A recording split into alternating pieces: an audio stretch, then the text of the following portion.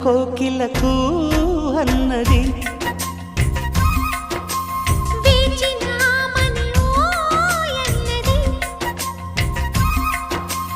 దేవత నీవని మమతల కోవెల తలుపు తెరిచి ఉంచాను.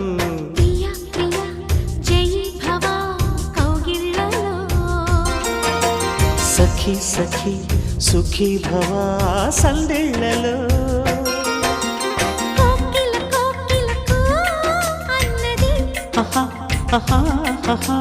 వేచినామని ఓ